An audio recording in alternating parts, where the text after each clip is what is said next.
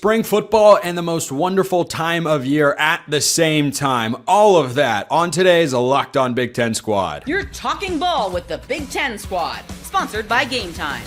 From USC to Ohio State, from Michigan to Oregon, from Nebraska to Washington, it's the local experts of the Locked On Podcast Network bringing you scoops, breakdowns, and the most comprehensive preview of the upcoming Big Ten weekend. No hurt feelings and thin skin allowed. Squad up, you're part of the Big Ten Squad. Welcome to this week's Locked On Big Ten Squad. I'm your host, Spencer McLaughlin. Mark Colkin of Locked On USC is here. Jacob Goins, Locked On Hoosiers. Nick Arvin, Locked On Boilermakers. Our lone representative today on the squad for the big dance in men's hoops. Zach Seiko, Locked On Nittany Lions. Roman Tomashoff, or is it Tossinoff? I forget. Of Locked On Huskies. Anyway, we're going to go around and talk about Nick. I know you're excited, and Ryan Herrings of Locked On Badgers is by proxy excited to talk about basketball here. But we're gonna start with football. You're gonna have to pay your dues a little bit. Is that okay? Will you survive? Is it okay down there? I'll do my best. Well, that's all we can really ask of folks. Mark, out west in Los Angeles. What is the biggest question facing USC? Oh, look, another tournament team. It's Jay Stevens of Locked On Buckeyes. That's a weird thing to say. Anyway, yeah. Mark, go ahead. What was the question? The question was, what is USC's biggest spring football storyline? That Lincoln Riley now has an adult in the room coaching the defense, and he brought along a really cool uncle to coach up the linebackers and special teams, and Mike Eckler. So the combination of a Hall of Fame Gary Patterson taking over the defensive side of the ball is going to complement Lincoln Riley's offensive side of the ball really well. And then again, I don't think you can find a better special teams coach than Mike Eckler out there. So USC addressed their biggest, hugest, most pressing needs heading into spring camp, and they've gone through 2 weeks. They're on spring break right now from spring camp. They'll be back next week for the final 8 sessions. That's what's been going on in Los Angeles. Needed a pause from all that tackling that they usually do at practice. Exactly. They had to stop. They did it twice, and they were like, "Whoa, slow down. We don't want to." Shout out to Locked On host Gary Patterson, former Locked On. I know. I was also going to shout out Locked On legend Gary Patterson as well. Goins, it's a football school in Bloomington, right? Yeah. I mean, basketball, when you miss the tournament, people kind of crawl out of the hole and realize that, basketball still sucks. But, what the heck? Yes, football is... Craig, are you done closing drawers over there? We are live. Craig, I'm talking about the Hoosiers, man. You cannot be making noise. The paper ruffling was my bad. The drawer was not me. That was somebody else. And we're a football school. I sacrificed basketball to become a football school. Are you saying we have a mysterious drawer slammer on the Big Ten squad? Yes. Should I be conducting an investigation as host of the Big Ten squad? Yes, you should. Okay. I blame Nick because he didn't want to hear about Indiana football winning the national championship again. That's my guess. Nick, how do you respond to that accusation? How does the defendant plead? Have fun in Cancun, Jacob. Whatever. Well, you didn't say the words "not guilty," so we've got our primary suspect in Drawergate. I'm not guilty. Drawergate. You had your chance. You had your chance to enter a plea of not guilty. So Drawergate is squarely focused on Nick Arvin. I expect you all to lead your shows with this for a week minimum. Will it get 100,000 views for Craig? Yeah. Hey, 200,000. He corrected me last time. That's true. We can't be shortchanging what Craig is really doing for the rest of us, right? Rising tide lifts all boats, something like that. Don't look at my numbers this week. They're embarrassing. Oh, it's only 1150K. Oh man, I'm so sorry. With Drawergate. Yeah, if we all lead with Drawergate, then it'll just be it'll be off to the races from there. Roman, what's going on in Seattle? We're actually still about 2 weeks away from spring football. It doesn't start till the 31st. Also, really? I'm going to enter my plea of it starts a little bit later. I'm entering my plea of not guilty in Drawergate. This desk does not have drawers, so it wasn't me. But no, it's one of the things I'm really interested in. I know I mentioned this a couple of weeks ago on this show. Is Washington is going to be relying a lot on young players, especially in the trenches. where there are at least 3 true freshmen that are going to burn their red shirts in the trenches between edge rusher Derek Coleman-Brusa, defensive tackle T.I.U. Mukais, and the number 1 player in California and former Oregon commit Spencer, offensive tackle Cody Green, who might wind up starting at left tackle for Washington. Jed Fish has placed some very high expectations around this group of guys, and early returns from winter workouts sounds like these guys are just lighting it up in the weight room, all that sort of stuff. So when I get out there, that's the number one thing that I'm going to keep an eye on, because in order to compete in the Big Ten, as Washington has, had that trial by fire, especially in 2024, you need these kinds of guys in the trenches. So they're young, they have the upside, the physicality that are needed to succeed. Yeah, notably the weight room's been a place where Washington has thrived in the last 3 years, right, Roman? What a dig, man. Got him. Wow. Got him. Shut it down. It's over. Absolutely. It's still the same amount of cooked. national championships as Oregon in that time period. So gosh, I've never heard that jab before. Look at Mark passionately nodding in agreement. Look, there's even an O back there. By the way, Jay, were you around for the 1939 men's basketball championship? No, didn't think so. We didn't want to bring that one up, so I'm just gonna throw that out there. Anyway, Seiko, how's the Rose Bowl though?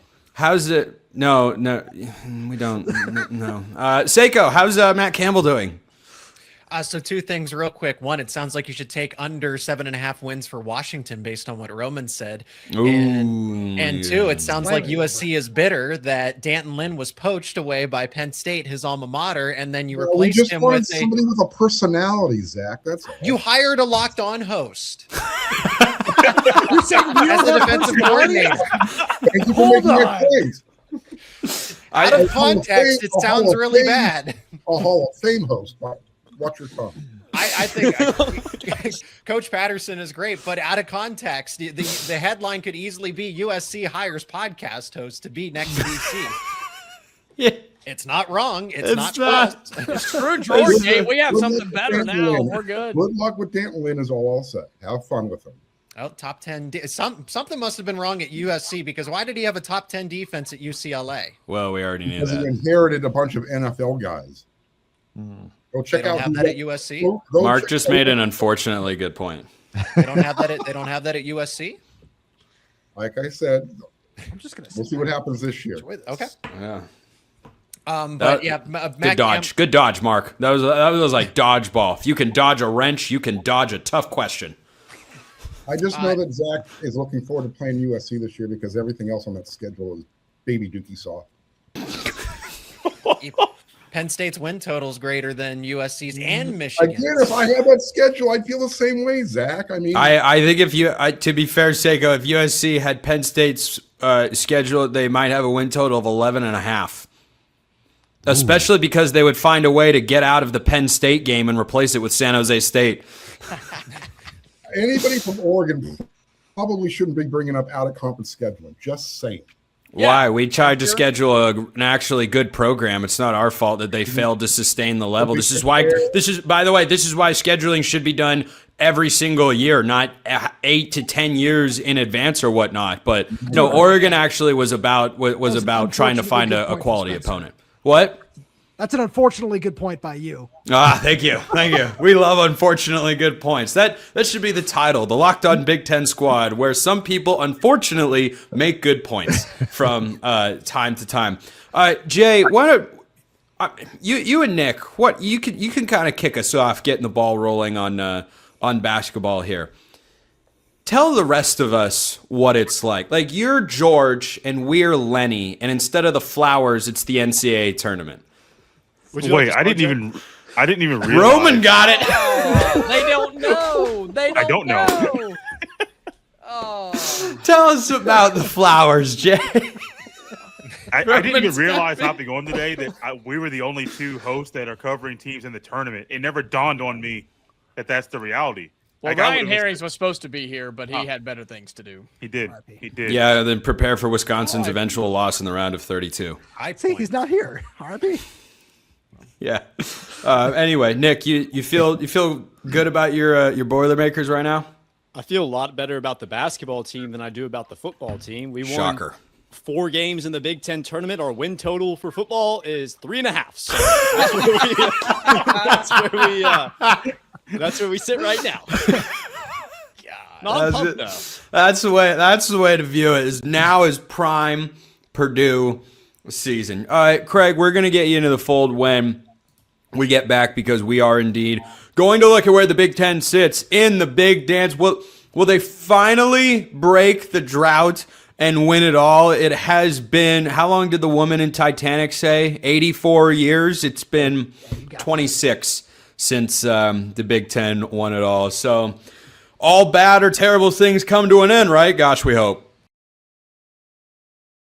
First, this episode brought to you by our friends over at 5 Hour Energy. Welcome to the 5 Hour Energy Flavor Draft. It's a good thing this isn't a locked-on host draft because then I would make even more enemies than I already have amongst the group of people you're listening to right now. But 5 Hour Energy's got 18 different flavors to choose from. We've never had that many people on a Big Ten squad.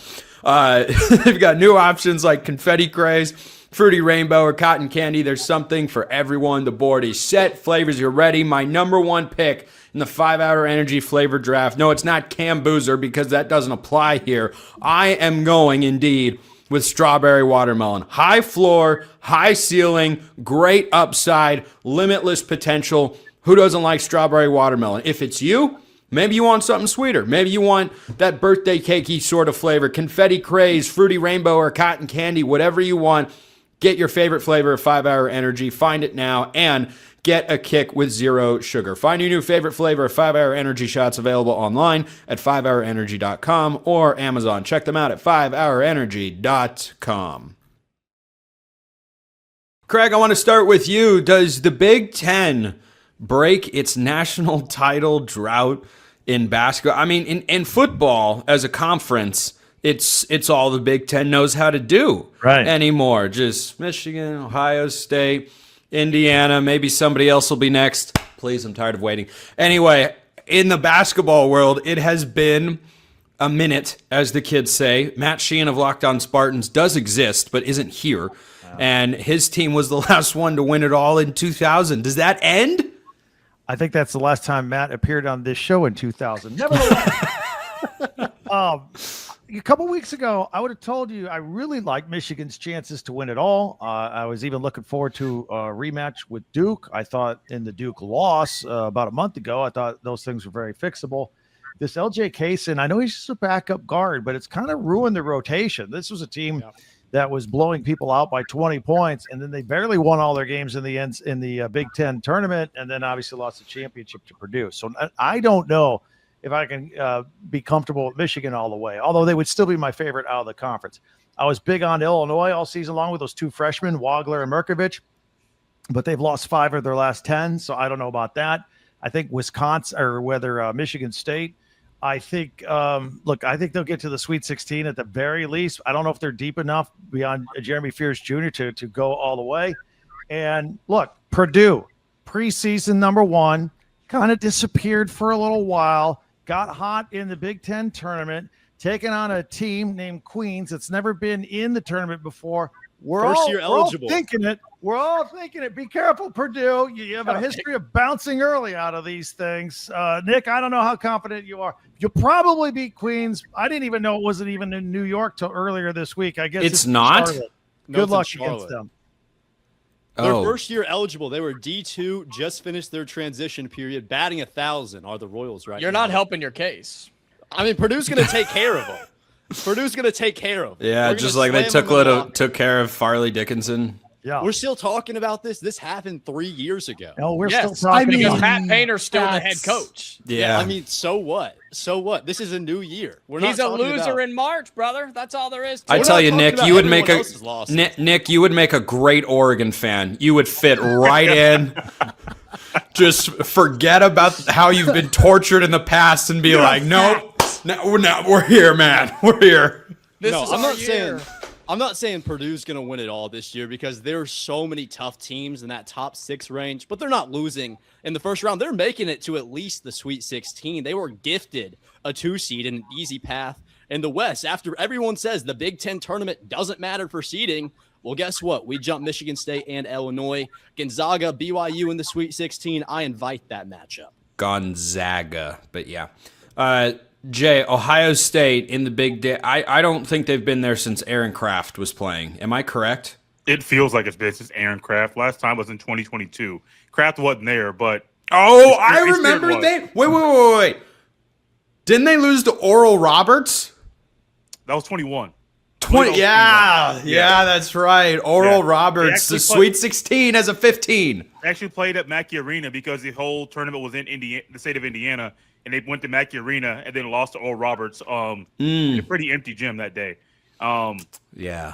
This team is feeling good that they're there. I don't know how things are going to go because they're fully healthy for the first time in like 2.5 months. And so you insert Brandon Knoll back into the rotation. That could change things. It could help it in a big way or it could hurt it. So really looking to see what Jake Diebler does on Thursday as the Buckeyes step off the tournament. Mark, Jacob, Roman, and I, the top liners here on the squad, have the same thing in common. We are yearning for the days of NCAA tournament appearances. Oh, look at this. Look at this guy. Ryan Herrings of Locked On Badgers. Yeah. Ryan, are you mentally prepared for the inevitable exit in the round of 32? Oh, did I miss football talk? Oh, no. Such a bummer.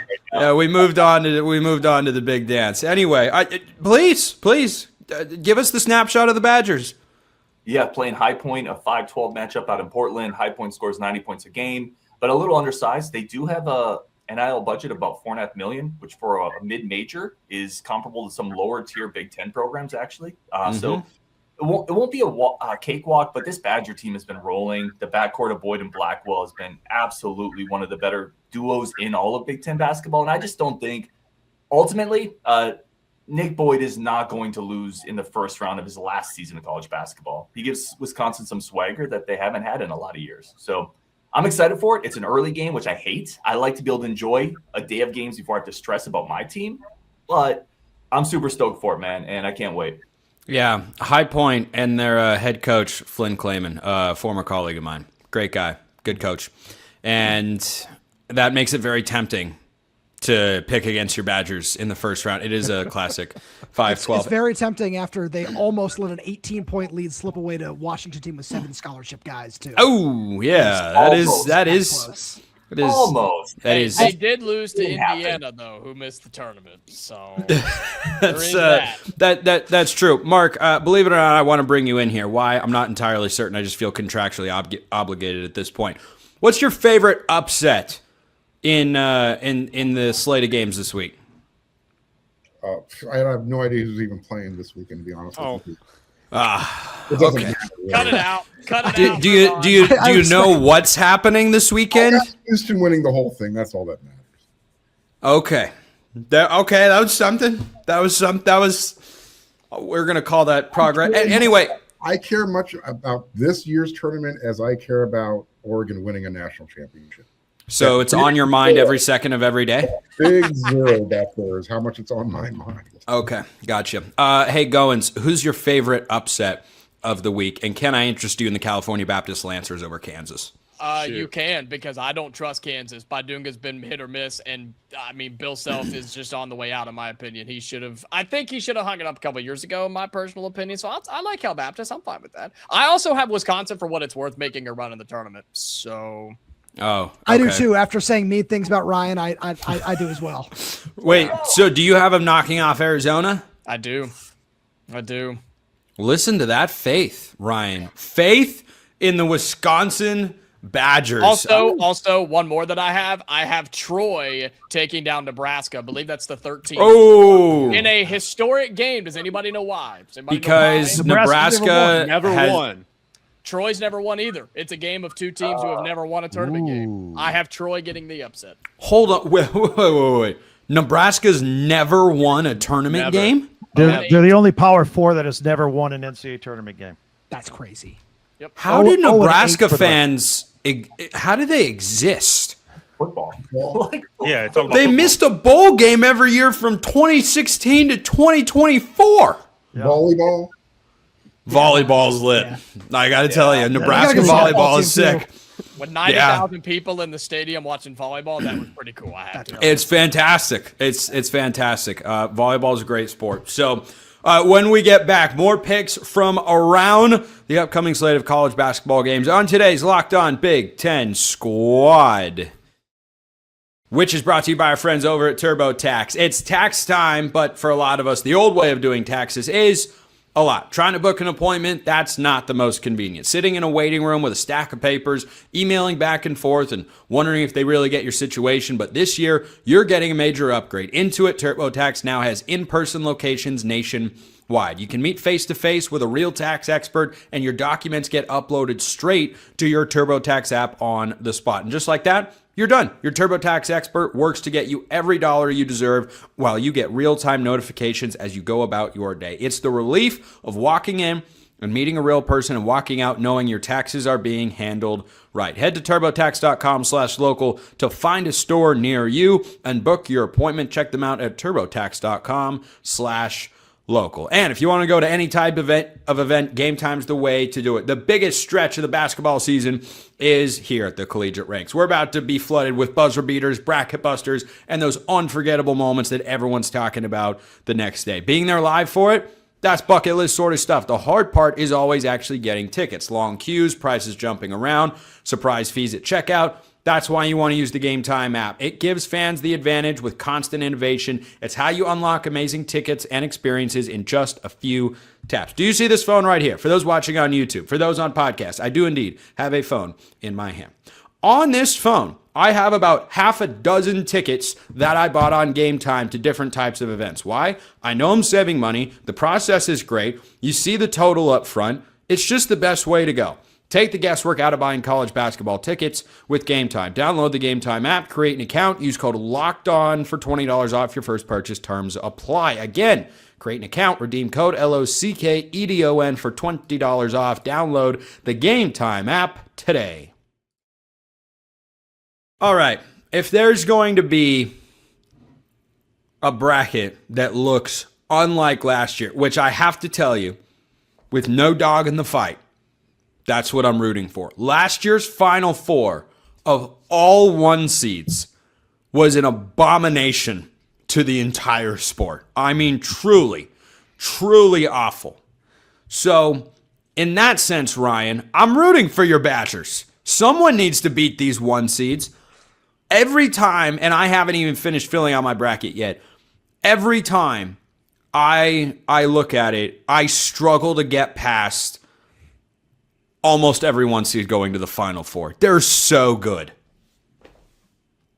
Yes. Sorry. Yeah, Ryan. If you want to unmute yourself, then you can actually start. Yeah, woo, Ryan. It felt like you didn't really actually hand it over to anybody. You just kind of kept. I going. felt that way too. I gotta say. Wait, Yeah, how many I feel people? the same way, Spencer. You suck. Hold on, shut up, Goins. You were just saying that because they said that and you know it. No. So, of the 4 others, did you feel like I'd handed that off to Ryan after saying his name and then stopping talking? There was a gray area, but I'm with Spencer. I was expecting somebody to fill the void. You Nick? don't need to kiss up to the host, Craig. Don't Nick, don't Craig ask for Craig is radio neutral professional. arbiter of Craig, all don't things ask him. college sports. Nick, thoughts? You blame me for the you blame me for Drawergate earlier. No, you didn't hand it off to Ryan. Okay. My friend Ryan Herring's the host of Locked On Badgers. Yeah, we all know that Goins is a schmuck. Okay, all right, Herrings, go ahead. Can anybody really knock off all of these 1 seeds? Like, could we see a Final Four like the one a few years ago where there's only one seed in it? Yeah, no, I think there's a couple teams you would circle. I think UConn, the way they're coached, their offensive efficiency, Karabon on a team with his veteran poise and his ability to hit shots. UConn's a team that I would always imagine to be a 1 seed because of the way they play offense, because of the way they're coached. I think Illinois is a team, having seen them up close and personal a couple times, tremendously long and skilled with a lottery pick running the show. They can absolutely take down anybody. I would look at those 2 teams as both squads capable of beating a 1. And then I'll just make a plug for Wisconsin. Wisconsin has beaten Michigan already. I mean, they've literally already beaten a 1 this year on the road. So in their last game against Michigan, went down to the wire, a 3-point shot by Michigan to win it. Wisconsin's proven they can beat a 1. I don't think you're going to see a tournament with all 4 1s advancing this year. Somebody will knock them off. I would look at an Illinois, a UConn, and I'm going to take Wisconsin as definitely a team that's proven they can beat anybody in the country. I need this year's version of DJ Burns led NC State going to the Final Four as an 11. I need Doug Eddert taking St. Peter's as a 15 to the Elite Eight. Spencer. Stop saying stuff like that. You started out with FCS. I need it. I need it after last year. It'll be like a tournament juice cleanse after everything got cluttered up a season ago. Goins, which one seed loses first? Ooh, that's a good. God, that's a good. I guess Arizona, because I have them getting beat by Wisconsin. I guess that's by mathematical purposes. Yeah, I'm going Arizona. Roman, which one seed goes down first? Florida. Where? I have Illinois in my Final Four. Okay. So respect. That's where I'm going. Okay. Where do you have Florida losing? In the Elite Eight? I have to check my bracket real fast, which everyone can go join, by the way, in our Everydare Club. So nice. Give me like 5 seconds on that. Yep. Nice plug. There Nice, we go. nice plug. Roman. Nick, which ones? I won't pick Florida the Final Four on principle.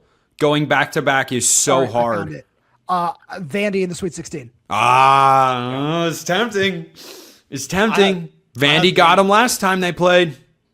I have Vandy as well. Could also see Duke losing to the Johnnies in the Sweet 16. They have two really big injuries right now. Caleb Foster's out, and I don't know if Caden Boozer at the point guard position is going to be able to fill that same role. Their center's out as well right now. So Duke is a big question mark going into this one for me, but I have Vandy beating Florida again in the Sweet 16. They absolutely whooped them in the SEC tournament. I'm not big on Florida. I think there are 3 teams in that region that could beat Florida. Illinois could beat Florida. Houston could beat Florida. Vanderbilt could beat Florida. I think that Florida is the most vulnerable out of any of the 1 seeds. I think I'm with you there because last year Florida's run was let's play a great game and then give the ball to Walter Clayton for the last 4 minutes, literally nonstop, and the guy just didn't miss a big shot. Craig, send us home on this. Which 1 seed goes down first? I'm really twisted on Michigan because I think they could go all the way, but maybe they get tripped up. But they may not get tripped up till they take on like Iowa State late. Look, I'll propose this.